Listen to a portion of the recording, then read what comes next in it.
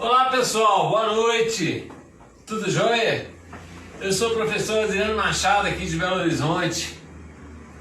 Para quem não me conhece, eu sou Adriano Machado, sou formado em Geografia pela UFMG, sou gestor social em organizações do terceiro setor pelo ENG, sou especialista em comunicação, mídias, linguagens e tecnologias, sou mestre em educação, gestão e desenvolvimento local, sou autor de livros didáticos, sou Master Coach, tem esses títulos, mas isso não me diferencia de ninguém não. Sou Master Coach pelo BPNL, sediado em Campinas, São Paulo. E hoje é um dia muito especial para fazer essa live do Enem, né? Nós estamos tendo esse encontro toda quarta-feira, às 19h30, porque hoje é o Dia Nacional dos Direitos Humanos. E, particularmente, os direitos humanos eles me tocam muito porque é o direito à vida. E o tema da aula de hoje é desenvolvimento, cidadania e sustentabilidade. Aí você fala assim, professor Adriano, o que isso tem a ver com direitos humanos? Bom, tem tudo a ver. Porque o que acontece? Existem os primeiros direitos humanos, aqueles que foram criados após a Segunda Guerra Mundial. Na verdade, tem a Declaração Universal dos Direitos do Homem e do Cidadão, que foi pós-Revolução Francesa. Depois, na Assembleia Geral das Nações Unidas, pós-guerra, foi criada a Declaração Universal dos Direitos Humanos. Bom, e aí o que acontece? A ONU percebeu que tem outras coisas que também preservam a vida. Então tem órgãos, por exemplo, aqui para os refugiados, para proteger a vida dos refugiados. A FAO, que é a Organização para a Alimentação e Agricultura, na verdade a FAO ela foi criada pelo Grupo Fiat, depois ela foi incorporada à ONU, e a doença que mais mata no mundo hoje é a fome. A gente fala em coronavírus, mas mais pessoas morrem de fome. Quando eu falo morrem de fome, não só a fome de desnutrição, mas, por exemplo, a subnutrição leva a outras doenças que podem se agravar por conta de carências de vitaminas, de carências alimentares. A pessoa fica com imunidade baixa por estar subalimentada. Então, às vezes, a fome não é a causa da morte, mas o que levou a outra doença foi a subnutrição. Então, vamos juntar subnutrição com coronavírus. As pessoas são muito mais vulneráveis. Concordam? Então, tem a FAO, que é um organismo para agricultura e alimentação. Aí tem o PNUMA, que é o Plano das Nações Unidas para o Meio Ambiente. Aí fala assim, o que tem a ver meio ambiente, já que a gente vai falar de sustentabilidade, com direitos humanos? Aí já são direitos humanos de outras gerações, de primeira, segunda, terceira geração. Em 1972 aconteceu em Estocolmo, na Suécia, uma primeira conferência ambiental. Naquela época já se falava em buraco na camada de ozônio e tal.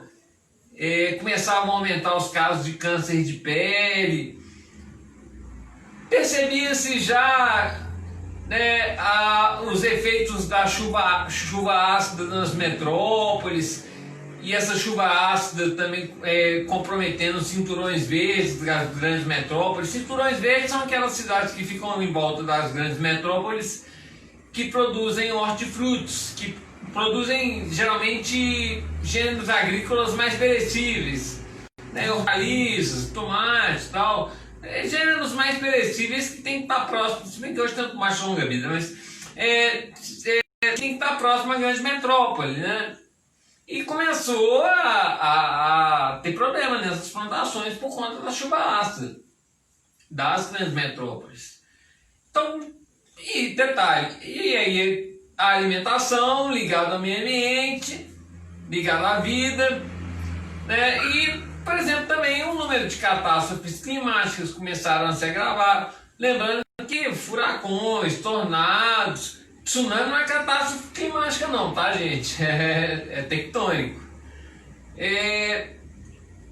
Então, as condições ambientais do planeta Terra comprometeriam a vida para gerações futuras. Então, isso começou a ser discutido no âmbito da ONU, em 1932, na Conferência de Estocolmo, na Suécia. E aí o meio ambiente passou a ser um direito humano, um direito à vida. Aí teve a Conferência de Estocolmo, a Eco 92, que foi no Rio de Janeiro, a Rio+10, que foi em Joanesburgo no ano de 2002, na África do Sul.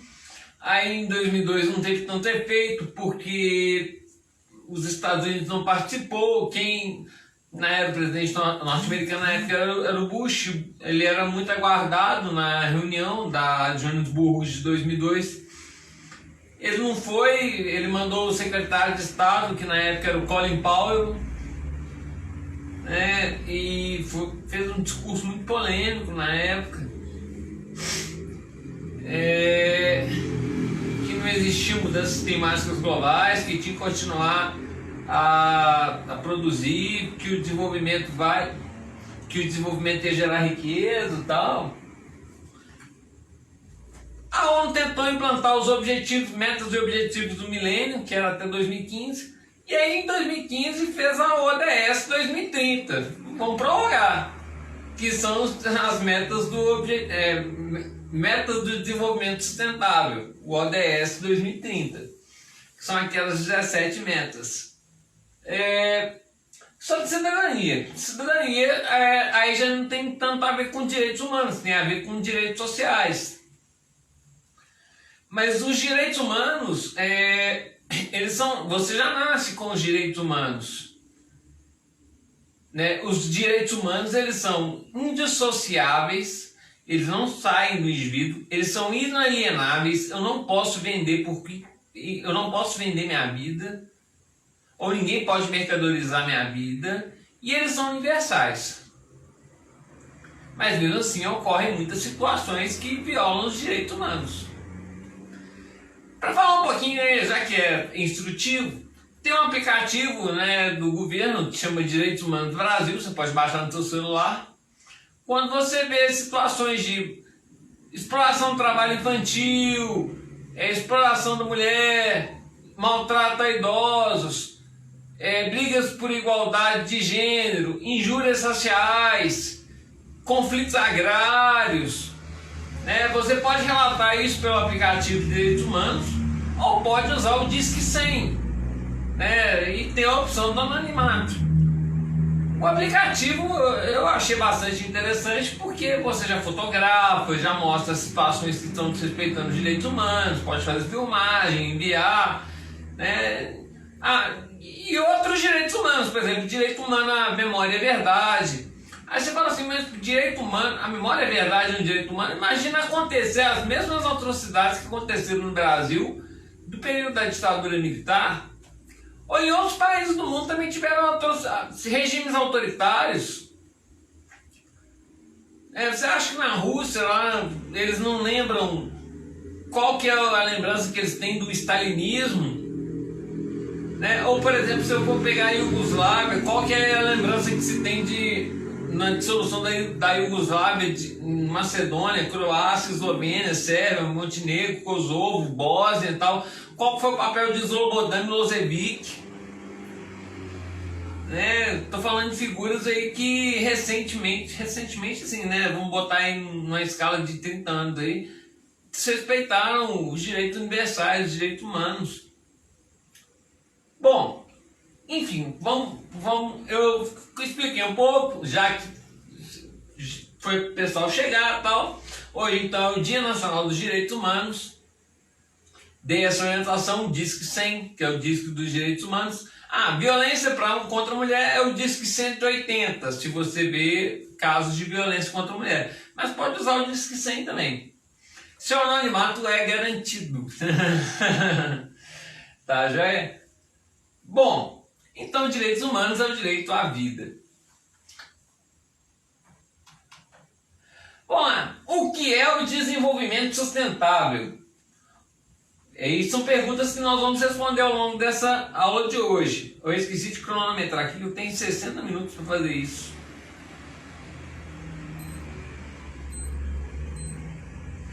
É o tempo do Instagram. O que é o desenvolvimento sustentável? Qual é o significado do termo cidadania? Sustentabilidade é algo da moda ou necessidade? Bom, desenvolvimento sustentável, esse conceito, essa palavra desenvolvimento sustentável, surgiu de uma corrente que se chama conservacionismo ambiental.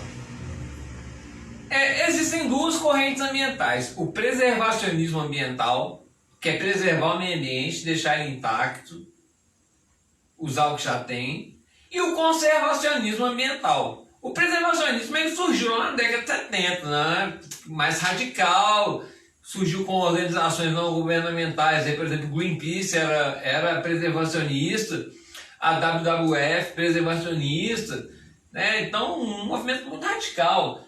E aí chegaram os conservadores, os conservacionistas. Olha, a gente pode usar o meio ambiente, mas desde que mantenha ele disponível para gerações futuras. E aí que surgiu o conceito, olha, não se pode frear o desenvolvimento desde que ele seja sustentável, que mantenha a disponibilidade de recursos naturais para gerações futuras. E isso foi discutido na Eco 92. Em 1992 foi feito um documento que se chama Agenda 21. Essa Agenda 21 era o que deveria ser feito para manter a sustentabilidade ambiental do planeta Terra para o século 21. Bom, o Brasil, como foi sede, ele foi pioneiro em algumas coisas em relação à sustentabilidade ambiental. Por exemplo, no mesmo ano da Eco 92, era um dispositivo muito caro. Foi o primeiro país a instalar nas suas frotas automotivas como item de série o catalisador. O catalisador é um instrumento que fica próximo ao cano de descarga, que tem uma cerâmica, que é capaz de sequestrar carbono do automóvel que iria ser emitido para a atmosfera. E aquela cerâmica depois ela pode ser reutilizada para blocos de construção civil, para casa, é um sequestro de carbono eficiente. E pode ser reciclado também. Bom, o termo cidadania. Bom, você nasce cidadão? Não, você nasce indivíduo. Mas como indivíduo você tem direitos humanos. À medida que sua vida passa, você vai crescendo e tal, você vai ganhando direitos sociais, que são frutos de uma conquista da sociedade. Então os direitos humanos são diferentes dos direitos sociais, dos direitos civis, dos direitos políticos. Direito político, cada país tem um direito político. Aqui no Brasil você tem um direito político facultativo a partir dos 16 anos de idade. Aí você já começa a exercer alguns papéis de cidadania. Deu para entender? Antes você é indivíduo, é dotado de direitos humanos. Aí você começa a ter direitos de diversas naturezas, por exemplo, direitos políticos, direitos sociais. Por exemplo, aí você vai começar a trabalhar. Antigamente, o direito à carteira de trabalho, direito de trabalhar, era com 14 anos de idade, já podia começar a contribuir com o antigo INAMPS, que era o Instituto Nacional da Previdência Social, que hoje é o INSS, que é o Instituto Nacional da Seguridade Social. Foi uma mudança de nomenclatura, porque o nome do INAMPS estava muito queimado, com muitas provas, vamos mudar para INSS, Seguridade Social. E começaram a surgir reformas da Previdência e por aí vai. Mas, por exemplo, hoje você pode começar a trabalhar como menor aprendiz, a partir dos 16 anos de idade, se eu não me engano. E aí você começa a conquistar alguns direitos sociais, mas os direitos previdenciários que cada país tem, olha só, cada país tem o seu regime previdenciário. Então cada país, em função da mobilização da sociedade, da participação civil, foi construindo seus conceitos de cidadania. Então a cidadania, ela é o resultado dos esforços de uma população para conquistar direitos sociais. Deu para entender? Então você se torna um cidadão à medida que você começa a exercer os seus direitos sociais. Aí você fala assim, um menino de 10 anos ele não é um cidadão? Não, ele pode exercer a cidadania, mas ele ainda não tem os direitos sociais, ele tem os direitos humanos, os direitos que garantem a vida. Mas ele tem direito social à saúde, por exemplo? Não, é um direito humano, ele tem o SUS, o Sistema Único de Saúde é direito humano. Ele não tem direito a trabalhar, ele tem direito de estar na escola. Que na verdade também é um direito humano, porque se ele não estudar, ele pode ter problemas. A educação é reconhecida pela ONU, por isso que tem o UNICEF, também como um direito humano. Vamos lá, o que é o desenvolvimento sustentável? Então, a gente coloca aqui essa tríade aqui, olha. Meio ambiente, sociedade e economia. O sustentável e viável. O sustentável está no meio. No meio no meio da balança, pesando meio ambiente, economia e sociedade. Tem que ser sustentável para os três. Se for só meio ambiente e economia, é viável. Se for só sociedade e meio ambiente, é suportável. Se for só sociedade e economia, é equitativo, dá no mesmo. Então aqui, ó, a definição mais aceita para desenvolvimento sustentável é a capacidade de suprir a geração atual sem comprometer a capacidade de atender às gerações futuras. É o desenvolvimento que não esgota os recursos para o futuro. Às vezes busca também alternativas de recursos. E detalhe, um recurso, ele é recursos desde que ele tenha utilização. E os recursos naturais, eles podem ser substituíveis. Por exemplo, vai ter um dia que a gasolina não vai ser um recurso natural mais. Vai ser um recurso, mas vai estar em desuso, vai ter outras utilizações para a gasolina. Não estou falando de petróleo não, porque petróleo petróleo para deixar de ser recurso vai demorar demais, porque tem uma ampla cadeia de petróleo da petroquímica. Tem várias ceras, plásticos, parafina, olha o tanto de coisa que é feita de petróleo, poliéster, tecidos feitos de petróleo. Então a petroquímica, medicamentos, fertilizantes não, defensivos químicos, que são feitos a fase da petroquímica, muitos inclusive cancerígenos. Questiona-se em relação a isso. Mas como podem surgir novos recursos naturais e que sejam recursos naturais, por exemplo, sustentáveis, Recentemente tem descoberto aí que pode ter biodiesel a partir do babaçu, da carnaúba, da castanha do Pará, ou de coisas que não são alimentos, Por exemplo, o biodiesel produzido a partir da mamona. Mamona dá em terreno seco, não tem que ter muita manutenção, tal. E detalhe, gente, os biocombustíveis dessa semana eu estava estudando, o diesel, que inventou o motor a diesel, ele primeiro usou óleos vegetais, ele usou óleo de amendoim no motor a diesel dele. A motor, ele chamava diesel, mas aí o óleo diesel produzido por petróleo foi batizado de diesel em homenagem ao diesel. Mas o motor a diesel nasceu com óleo de amendoim. Por exemplo, o Henry Ford, o primeiro carro movido a etanol foi o Ford T. Só que ele pensava em sustentabilidade alimentar, porque lá nos Estados Unidos esse álcool, o etanol, seria produzido a partir do milho. E o milho é uma das bases da alimentação norte-americana, que inclusive tem o Corn Belt, que é o cinturão do milho. Ele pensou em carro movido a etanol para a guerra, Todo mundo acha que o primeiro carro em massa produzido a etanol foi o Fiat 147, que fez 40 anos aí o lançamento no Brasil. Mas não, foi lá o Ford T, em Ford. E como é que ele descobriu isso? Eu vou contar essa história. Acabou o combustível no caminho dele, Henry Ford falou, vou meter minha garrafa de Jack Daniels no carro. Ele foi lá, colocou a garrafa de Jack Daniels no carro e o carro funcionou. Ele falou, olha, que interessante. Então aí mas aí ele muito preocupado com essa questão alimentar, dos biocombustíveis, né, ele não quis implantar isso nos Estados Unidos. Como não estou falando, tudo tem impacto positivo, como também tem impacto negativo. Por exemplo, a exploração da cana-de-açúcar aqui no Brasil, que é a principal base para a produção de etanol. O etanol pode ser produzido a partir do algodão, a partir do milho, a partir do trigo, sei lá, de várias... Qualquer açúcar pode produzir álcool, na química.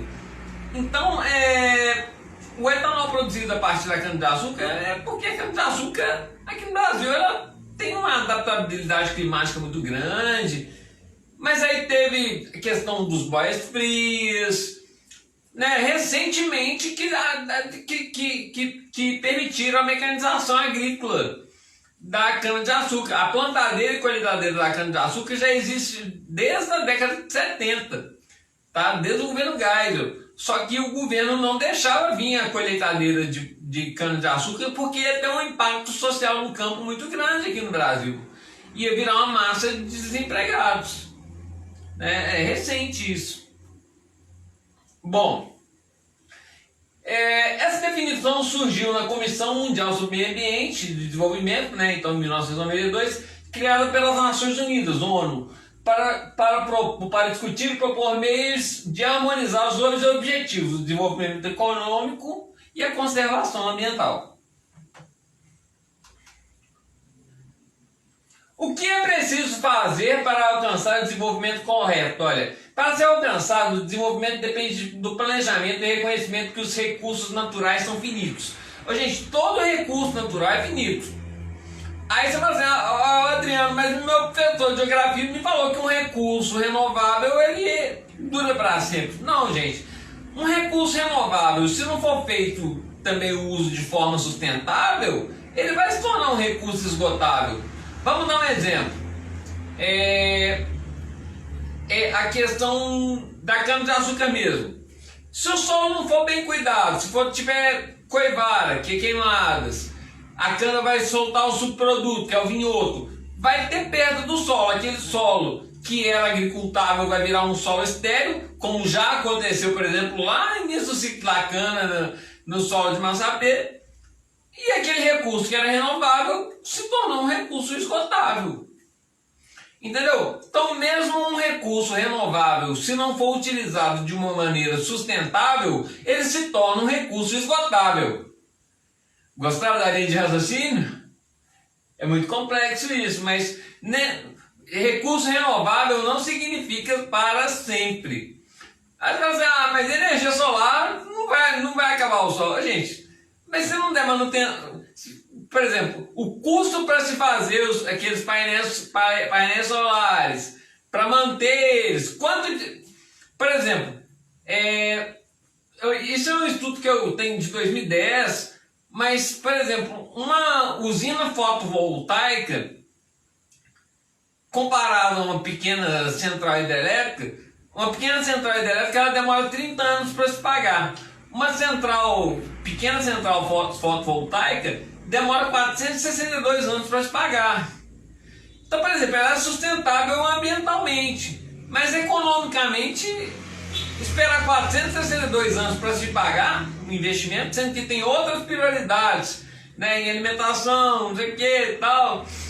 Então, por exemplo, dentro da ONU existem os MDLs, que são os Mecanismos de Desenvolvimento Limpo. O que é os MDLs? Países que atingiram, que reduziram a emissão de poluentes para a atmosfera, eles adquirem o CR, Certificado de Redução de Emissões. Ou eles podem comprar esses títulos. Olha que interessante, o país não atingiu a meta de redução de emissão de poluentes, porque ele assinou o documento da ONU, e aí ele compra um certificado de redução de emissão. Você vai achar que isso é positivo, não? O Brasil tem 10 certificados de redução de emissão. Na verdade, ele comprou esses títulos para financiar os mecanismos de desenvolvimento limpo, os MDLs. E aí os MDLs eles priorizam dois tipos de fontes de energia, a energia eólica e a energia solar, que aí são formas mais sustentáveis de obter energia. né? E o Brasil é um país que tem potencial eólico, potencial solar, né? Inesgotável.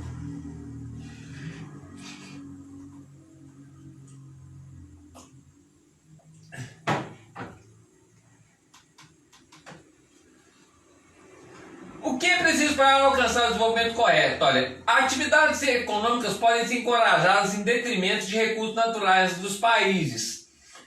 Desses recursos depende não só a existência humana e a diversidade biológica, como o próprio crescimento econômico. O desenvolvimento sugere, de fato, qualidade em vez de quantidade, com a redução do uso de matérias-primas e de produtos e o aumento da reutilização e da reciclagem. Que são os 3 R's, né? Reduzir o consumo, reutilizar e reciclar. Eu vou acrescentar mais 2 R's hoje. Isso aí é uma questão minha. Minha não, né? Eu tive a oportunidade de estudar esse livro aqui. Fiz um seminário com meus alunos. Vê se está dando para ver aqui, olha. Governança ambiental global. Opções e oportunidades. O que é governança? Governança é um conceito bem interessante, que é justamente como você pode participar não só das decisões do governo, mas você faz parte do governo. Então você faz parte das decisões políticas, então é a participação cidadã. Então governança tem a ver com isso. Então existe uma governança ambiental. Então se eu pratico, né, se eu mantenho meu carro em dia, com catalisador, com emissões de poluentes, eu estou participando politicamente de uma política de redução de emissão de poluentes. Se eu busco comprar produtos sustentáveis, né? Essa semana até entrei num blog que falava de calçados sustentáveis, né? Então, e detalhe, pessoal o conceito de sustentabilidade caiu na moda, então às vezes, gente, olha só, lá na Europa é artigo de luxo, colarzinho de semente de açaí, são chamadas de ecojoias da Amazônia, negócio que aqui é cuidado no mato. E aí o que acontece? Vou dar um exemplo.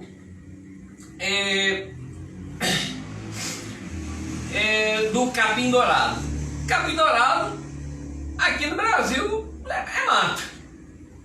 Aí fizeram os artesanatos de capim dourado, criaram a marca, a história, tudo do capim dourado.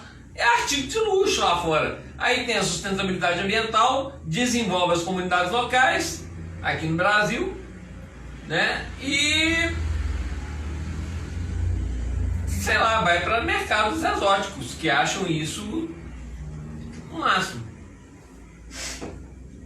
Aqui no Brasil passou a moda do capim dourado, mas detalhe, a moda o capim dourado pode ser não moda no Brasil hoje, mas se ele virar moda na China, quanto de capim dourado que vai faltar? Eles vão ter que plantar o capim dourado, né? Bom, os modelos dos países industrializados devem ser seguidos. Olha, o desenvolvimento econômico é vital para os países mais pobres, mas o caminho a seguir não pode ser o mesmo adotado pelos países industrializados, porque isso não seria possível. Gente, quando eu falo isso não seria possível, mas infelizmente foi o que aconteceu, os países, né, na Conferência de Estocolmo começaram, a população começou a se mobilizar frente às atitudes ambientais das empresas. Aí as empresas migraram para países onde a legislação ambiental é mais branda, onde tem multas ambientais menos severas, ou tem muita corrupção do poder público. Foi só uma distribuição geográfica. E os países pobres, pela sua vulnerabilidade econômica e social, ainda com esses aspectos políticos que eu falei de corrupção, cooptação, aceitaram receber essas atividades industriais. Por exemplo, as cidades mais poluídas do México são as cidades que estão no norte do México, na fronteira com os Estados Unidos, as indústrias maquiladoras, que recebem esse nome, né, indústrias maquiladoras, porque são indústrias de maquiagem. Na verdade, são indústrias americanas, mas que foram para o território mexicano para aproveitar as vantagens comparativas do território mexicano, como mão de obra mais barata, frágil legislação ambiental, às vezes incentivos fiscais do governo. Então, uma série de outras coisas. Quebrou uma série de indústrias norte-americanas. Por exemplo, o parque automotivo de Detroit, nos Estados Unidos, ele quase chegou à falência. A Chevrolet, que vamos colocar um dos ícones da indústria automobilística norte-americana, ela chegou a ser estatizada, porque ia gerar um impacto, na crise de 2008. Ia gerar um impacto social tão grande que o governo assumiu ela. Bom, daqui, caso as sociedades do hemisfério sul copiassem os padrões da sociedade do norte, a quantidade de combustíveis fósseis consumida atualmente aumentaria 10 vezes e de recursos minerais 200 vezes. Então, se fosse cópia, a situação seria mais crítica. Agora, tem países que, sei lá, hoje a China é o país mais poluidor do mundo, com maior emissão de poluentes do mundo, porque adota. Porque o que acontece? O jeito mais fácil de obter energia ainda é o carvão mineral, que é a primeira tecnologia. Então a China implanta uma cidade industrial, uma zona econômica industrial, aí vai colocar usina para gerar energia mais barata, usina de carvão. Então vai ter a alta emissão de poluentes para a atmosfera. Que é o desenvolvimento rápido. E o mais rápido são tecnologias dominadas, tecnologias obsoletas, ultrapassadas e que não são ambientalmente sustentáveis.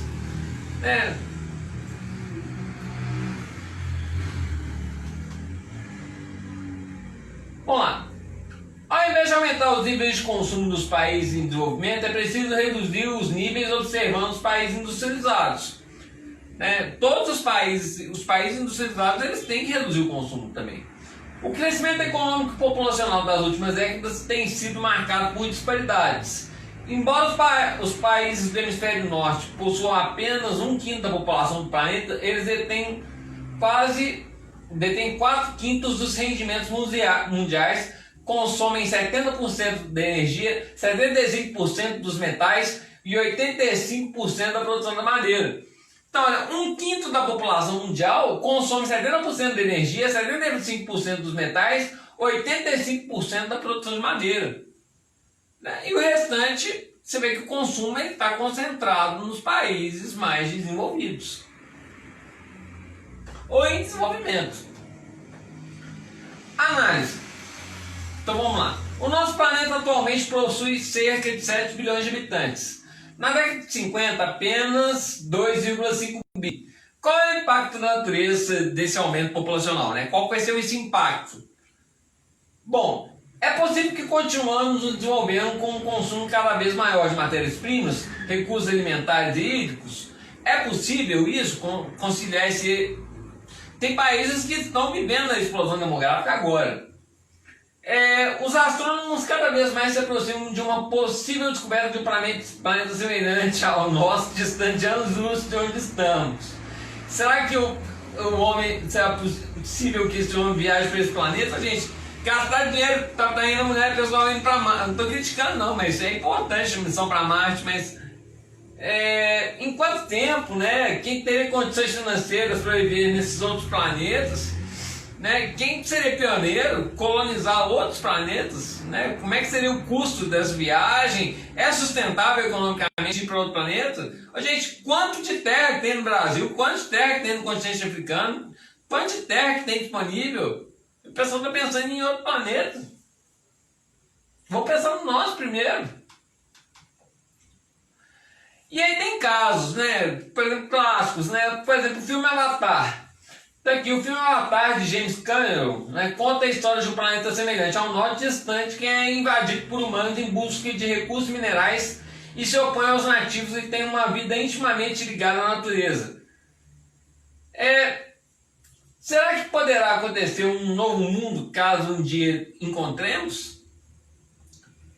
Bom, gente, você vê que isso de sustentabilidade já não é de agora. Tem um filme clássico, Mad Max.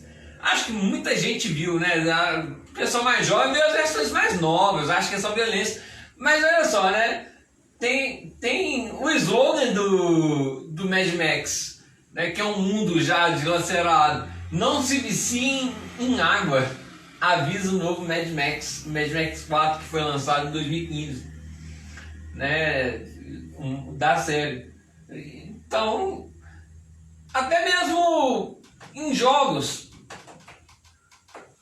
Ih, acabou a vida do meu negócio, tem que ser não.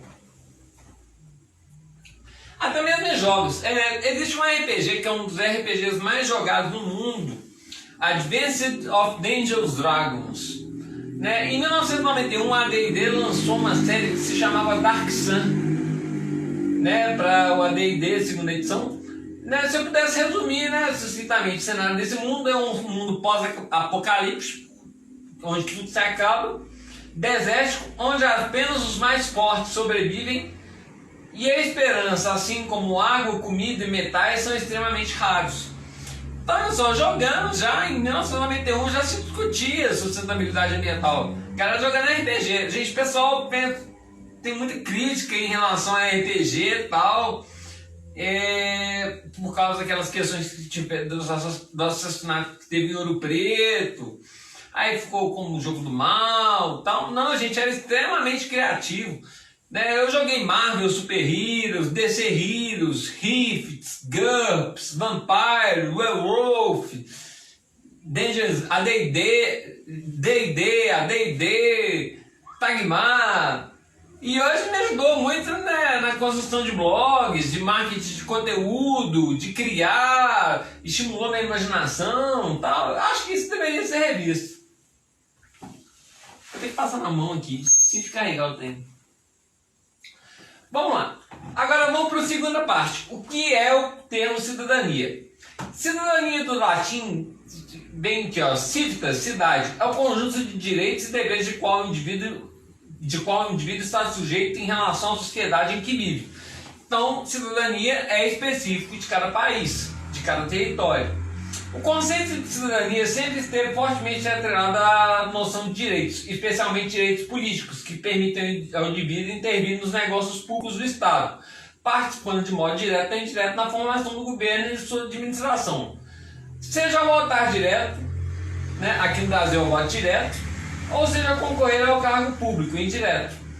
Tem países que a população não elege o presidente, né? Elege os parlamentares, deputados, senadores, cada país tem sua legislação específica, e aí esses parlamentares elegem o primeiro-ministro, que seria o representante de Estado. Aí é uma forma de democracia indireta. Tentou-se em 1992 instalar-se o parlamentarismo aqui no Brasil, né? Que teve a votar, inclusive até a monarquia concorreu para voltar, mas ainda seria uma monarquia modelo parlamentarista, igual a da Inglaterra. Né? Tem lá a Margaret, não me falei Margaret, Rainha Elizabeth, mas tem lá o primeiro-ministro da Inglaterra, ele é o chefe de Estado. Né? A monarquia lá, a Rainha Elizabeth, é meramente representativa. O que aconteceria no Brasil, né? A família Orleans de Bragança, Dom Orleans de Bragança, gente, a família real do Brasil é sustentada até hoje. Por exemplo, a Baía de Guanabara, lá no Rio de Janeiro, os imóveis que estão em Copacabana, Leblon, Ipanema, Leme e tal, ao invés de pagar IPTU, paga uma taxa, eu não sei o nome dessa taxa, que esse dinheiro paga uma taxa vinculada com o nome de IPTU, mas esse dinheiro vai para sustentar a família real. Imagina, os imóveis da região dos imóveis mais valorizados do Rio de Janeiro para financiar lá os terrenos que são, teoricamente, terrenos reais, né, que pertencem à família real. Mas enfim, só uma curiosidade. No entanto, dentro de uma democracia, a própria definição de direitos pressupõe a contrapartida de deveres. Né? Lógico que um direito tem um dever. Uma vez que uma coletividade, os direitos de indivíduos são garantidos a partir do cumprimento dos deveres dos demais componentes da sociedade.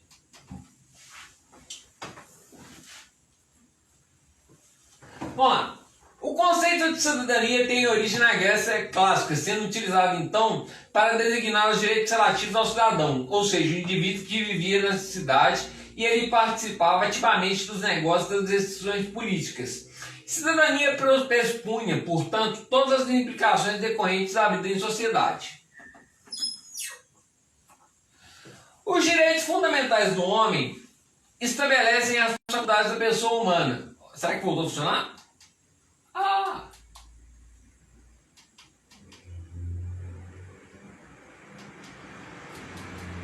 Só que agora eu tenho de pau aqui.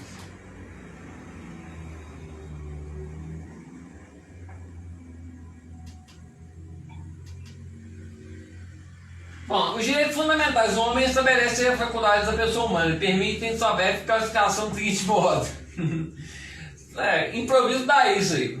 Os direitos da liberdade, por exemplo, liberdade de consciência, de propriedade, de manifestação, de pensamento, de associação. Os direitos de participação política, tais como a igualdade de sufrágio. O sufrágio é o voto, né? No Brasil foi um dos primeiros países a adotar o sufrágio universal, homens e mulheres votarem. Né? O direito de voto e de elegibilidade, o direito de petição, entre outros, tais como o direito de iniciativa popular.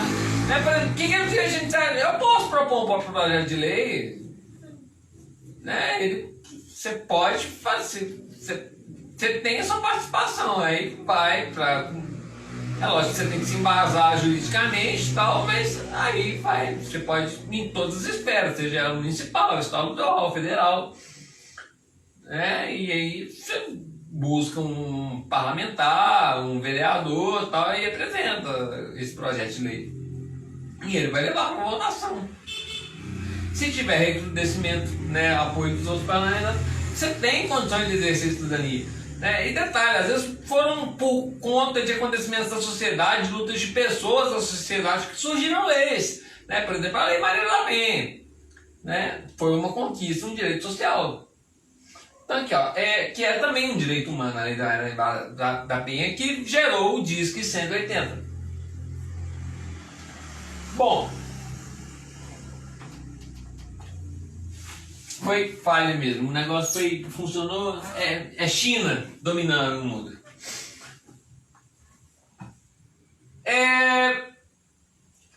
Então, olha só, os direitos fundamentais do homem que estabelece a faculdade da pessoa humana permitem sua breve classificação do seguinte modo. Os direitos sociais que abrangem os direitos de natureza econômica, por exemplo, o direito ao trabalho, o de assistência à saúde e à educação. Os direitos chamados de quarta geração, por exemplo, direito ao meio ambiente preservado. Obviamente, eles correspondem à obrigação de preservação dos bens da natureza do planeta que concedeu aos homens e à qualidade de vida.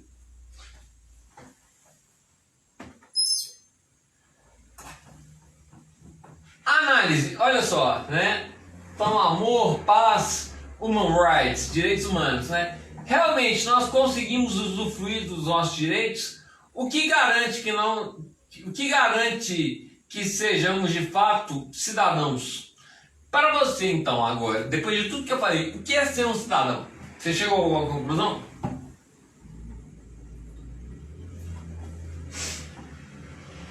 Então aqui, por exemplo, olha, tem uma imagem de um homem de rua carregando uma criança, né? Você vê aqui, por exemplo, as condições de transporte, né?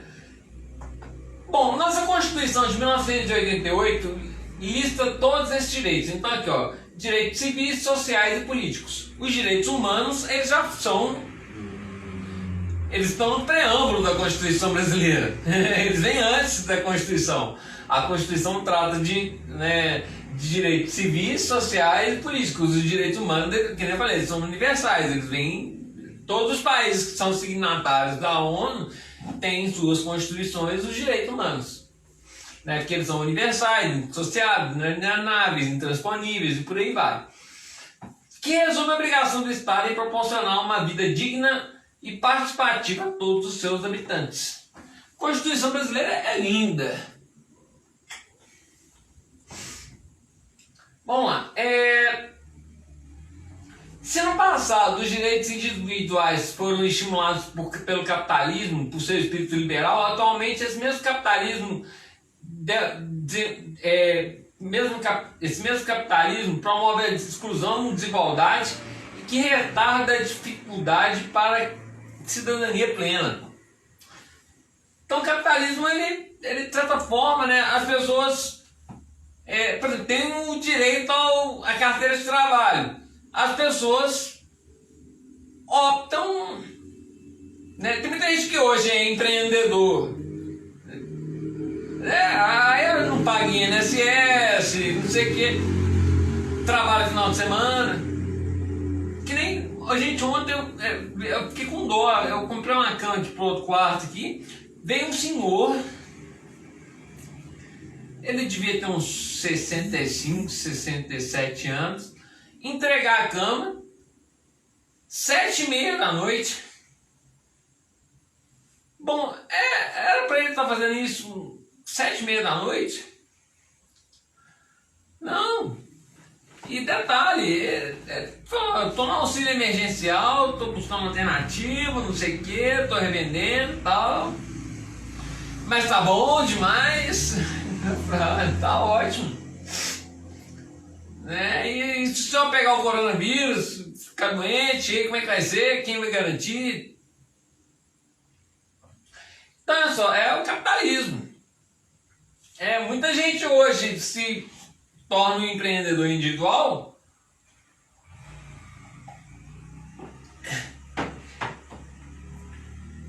mas às vezes ela está dobrando sua jornada de trabalho, trabalhando no final de semana, né? Sei lá, fala que tem independência financeira. Mas para quê? Para poder comprar bens, para estimular a economia e tal. E a economia faz isso, trabalha e compra, trabalha e compra, trabalha e compra. E bom que nessa pandemia as pessoas estão aprendendo a economizar. E isso vai ser uma experiência positiva, que vai aprender-se a viver com menos, que não há tantas necessidades, que você não tem tantas necessidades, são vontades. Isso pode ser um caminho, pode ser uma lição para o planeta. A redução do consumo. Vamos lá, sustentabilidade é algo da moda ou algo real? Se no processo geográfico histórico encontramos vários exemplos de degradação ambiental e entendemos que os problemas de sustentabilidade são bem antigos e que as dificuldades atuais são resultado de centenas de anos de poluição e degradação dos recursos naturais. À medida que nós utilizamos a natureza a bel prazer, estamos diminuindo as chances de que as gerações futuras conheçam o planeta de qual conhecemos hoje.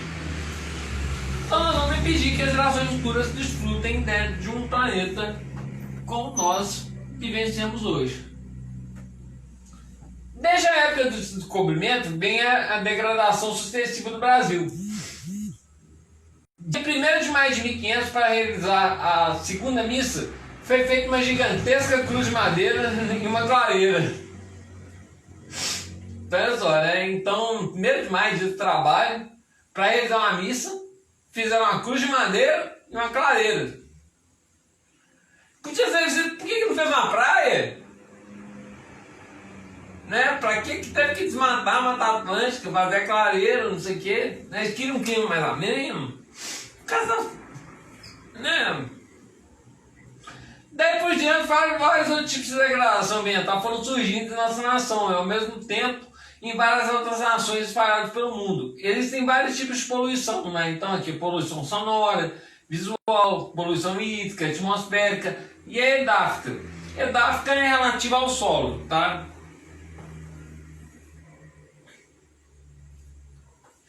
Os níveis de intervenção humana na natureza. Toda intervenção humana na natureza a gente chama de ação antrópica. Tá? Então, o nível de antropismo significa o nível de intervenção que se tem na paisagem natural.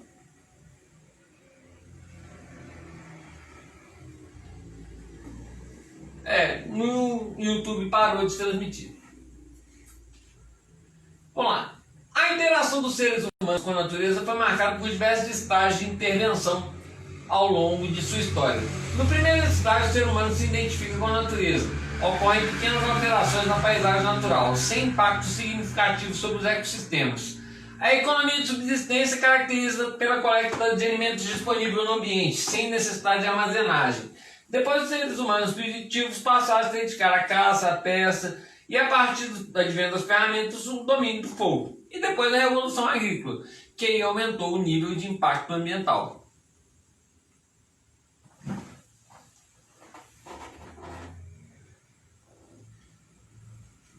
Com as ferramentas de fogo, surge a necessidade de desenvolver estratégias de capturas baseadas nas fases favoráveis e desfavoráveis do ciclo vital na abundância, no habitat, como é determinado pela topografia, ou seja, pelo relevo, pela cobertura, pelo alimento, pelos hábitos alimentares da presa.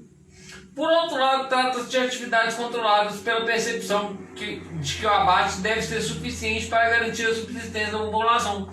Gente, é interessante que já se percebia nas sociedades primitivas, né, matava-se lá, né, por exemplo, teve uma época que faltou carne na China, mas porque a caçada estava extinguindo os animais. Aqui no Brasil, por exemplo, né, vários animais entraram em extinção, né, várias espécies de peixe e por aí vai.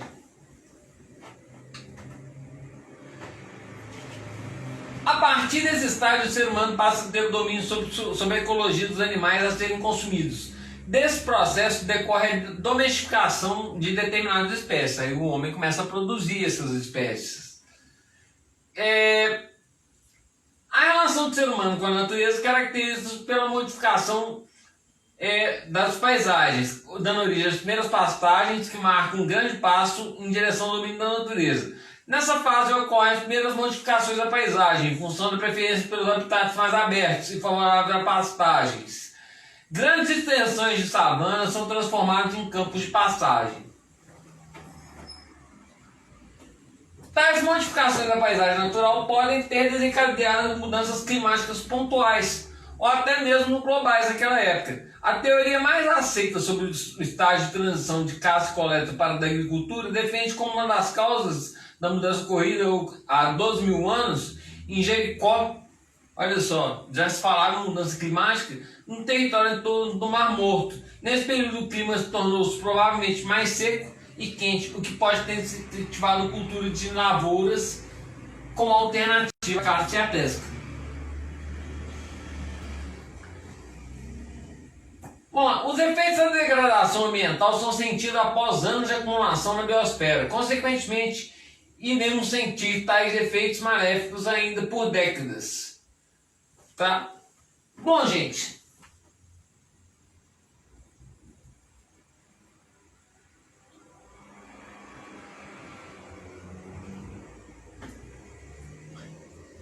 Eu vou deixar para a semana que vem os 3 R's, tá? Porque já está acabando o nosso tempo, senão ficou muito chato e tal. E na semana que vem eu vou falar sobre os 3 R's e sobre sustentabilidade ambiental. Beleza? Gente, então para quem não me conhece, eu tive muito problema técnico aqui hoje. Também fui feita.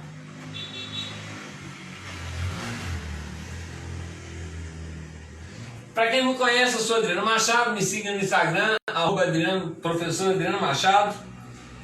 Meu canal no YouTube é Adriano Trindade Machado. Gente, muito obrigado, valeu pela compreensão. Se você gostou, indique para os seus amigos. Se você não gostou, indique para os inimigos. Gente, se foi ruim, vai para a nuvem do mesmo jeito, eu não tô nem aí. Eu falei porque eu acredito, tá bom? Tchau.